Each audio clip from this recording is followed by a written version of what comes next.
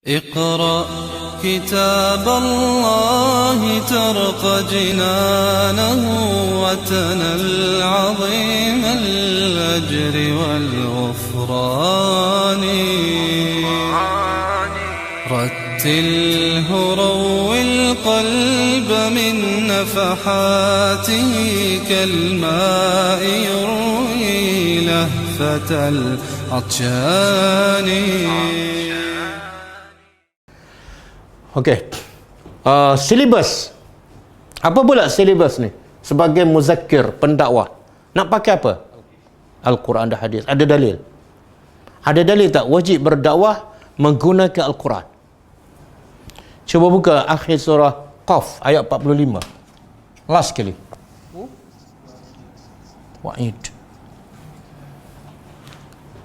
Ini Allah kata fazakir. Tapi Allah tak bagi tahu silibusnya apa. Surah Qaf ni, akhir surah Qaf Allah bagi tahu. Silibusnya apa? Quran. Berilah peringatan dengan Al-Quran. Jadi sebab itulah sepanjang dakwah, bermula dakwah, Nabi dilantik sebagai Rasul, apa Nabi cerita pada orang musyrikin Mekah? Ada tak Nabi cerita selain daripada Al-Quran? Tak ada. Sebab apa? Sebab ini perintah Allah. Fazakir bil Quran. Dan buktinya, kenapa soalan? Kenapa kena bagi peringatan pada manusia dengan Quran? Quran termasuk hadis, hadis pun termasuk. Sebab dua-dua adalah wahyu. Tak perlu cakap kata-kata manusia, tak perlu syair, tak perlu ayat-ayat sastera. Kalau kamu bagi dengan Quran, cukup. Kenapa? Bila ayat Allah, maka ayat itu sangat sesuai dengan manusia. Allah yang mencipta manusia, Allah yang lebih tahu apa yang paling baik, peraturan yang paling sesuai untuk manusia, iaitu Al-Quran. Kalau sebut cerita kata-kata manusia, dia tak boleh. Kalau terkesan pun tak bertahan lama. Quran boleh mengubah manusia. Dan terbukti tak? Dengan Quran Nabi boleh ubah masyarakat Arab yang jadi penyembah berhala berpuluh-puluh tahun, beratus tahun, yang bergaduh beratus-ratus tahun, akhirnya bersatu dengan apa? Dengan Al-Quran. Dan sekarang ramai tak yang mengajar agama, yang berdakwah? Ramai. Kelah-kelah agama banyak, semakin banyak tak? Tapi semakin bersatu ke semakin berpecah? Apa sebab? Ini bukan orang kafir dengan orang Islam berpecah, sesama Islam. Apa sebab? Kalau buka YouTube kan, ustaz ni kutuk ustaz tu, ustaz tu kutuk ustaz ni kan. Pergi masjid ke dengan kuliah pun lebih kurang sama. Nampak sangat perpecahan semakin ketara. Apa sebab? Tak ikut silibus. Yang ni cakap pasal apa? Pasal pendapat dia. Yang ni cakap pasal pendapat dia. Yang ni cakap pasal kumpulan dia.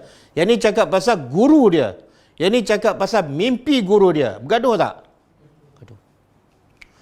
Sebab bila pendapat manusia berbeza tak? Ya, berbezalah. Tapi bila ikut Quran, berbeza ke satu je? Sebab tu Nabi dalam tempoh 23 tahun, Nabi berjaya menghilangkan kufur dan syirik di Mekah, di Madinah, dan Nabi berjaya mempersaudarakan bangsa Arab yang bergaduh, bunuh-membunuh beratus tahun dengan Quran. Sebab tu Allah kata, fazakir bil Quran. Ini yang ramai kita dengarkan. Tengok-tengok ceramah agama 1 jam, tapi satu ayat Quran pun tak keluar. Yang keluar apa dia? Guru saya. Amalan ni saya dapat daripada mimpi habis. Lepas tu cerita pula bab capal kan. Capal tak ada kaitan dengan Quran. Kalau capal Nabi kita muliakan. Betul. Tapi logo yang kamu buat tu, kenapa kita nak muliakan? Itu bukan capal Nabi. Nanti orang marah pula kan. Saya nak tanya, kalau kita cerita pasal capal ke pasal logo, Islam akan menjadi semakin kuat tak? Umat akan menjadi semakin bersatu tak? Tak. Fazakir bil Quran. Orang nak dengar Quran, orang nak dengar apa yang Tuhan cakap, apa yang Tuhan suruh, bukan pendapat kamu. Jadi sunnah Nabi yang terbesar apa dia? Sunnah Nabi yang terbesar sebagai dakwah. Dan silibusnya, jadi kenapa? Saya pun tak faham lah, minta maaf lah. Saya sangat-sangat tak faham. Kenapa kita nak cerita benda-benda yang kecil, yang remeh kan? Sampai dah 20 tahun, 30 tahun kita berdakwah, kita berceramah, kita mengajar, tapi menyebabkan kita semakin berpecah belah. Kenapa? Cuba semua cerita Quran, cerita Quran hadis. Saya yakin semua akan bersatu. Sebab Quran tidak ada percanggahan. Dia daripada Allah. Okey? Cuba buka surah ni. Surah Yusuf ayat 108. Minal musyrikin. Okey. Allah perintah pada Nabi. Qul, katalah wahai Muhammad. Allah perintah pada Nabi supaya cakap pada siapa? Pada umat dia lah, termasuklah kita. Apa dia cakap apa? Bagi tahu pada umat kamu, hazi sabili. Ini jalanku. Apa jalan Nabi ni? Ad'u ila Allah. Apa dia?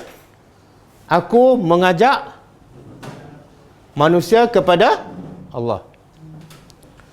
Tengok message dakwah jelas jelas. Apa dia? Kalau ikut ayat ni apa dia? Ad'u ila Allah.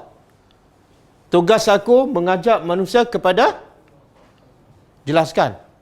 Ada tak Nabi mengajak pada kumpulan dia, kepada tarikat, kepada mazhab? Tak ada. Ataupun kepada pendapat dia? Tak ada. Aku mengajak manusia kepada Allah. Jelas. Kemudian, ala basirah. Satu, kepada Allah. Yang kedua, basirah apa dia? Apa makna basirah?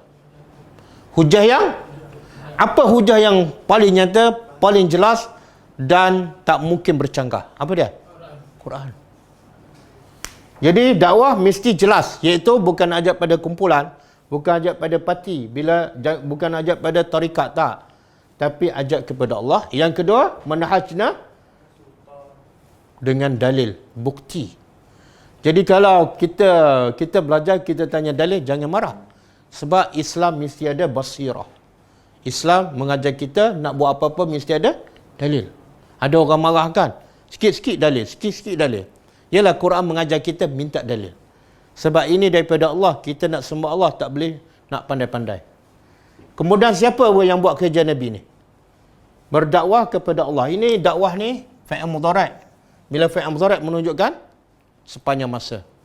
Siapa yang buat kerja Nabi ni? Bersama Nabi siapa? Ana. Nabi kata aku dan wa manittaba'ani, dan orang yang ikut aku. Apa ni? Yang buat kerja mengajak manusia kepada Allah, aku dan orang yang ikut aku. Maknanya bukti ataupun tanda yang paling jelas orang itu ikut Nabi apa dia? Orang ni betul-betul ikut sunnah Nabi. Apa bukti paling jelas? Ni, ad'u ila Allah ala basirah. Yang solat cara Nabi tapi tak berdakwah, belum ikut Nabi. Itu ikut hanya 1%. Cara haji ikut Nabi tapi tak berdakwah, belum ikut Nabi. Itu hanya 1%. Yang jelas sunnah Nabi apa dah? Berdakwah ala basirah. Sebab Nabi adalah muzakkir. Berapa ramai yang mendakwa pencipta sunnah tapi tak buat kerja dakwah. Betul kan? Jadi Nabi nak bagi tahu, aku dan orang ikut aku, itulah yang buat kerja dakwah. Kalau dia tak buat kerja dakwah, dia belum ikut aku sebenar. Wa subhanallah, maha suci Allah, dan tidaklah aku daripada orang yang musyrik. Iqra kitab Allah tarqa jinanahu wa tanal 'azim al-ajri wal ghufrani.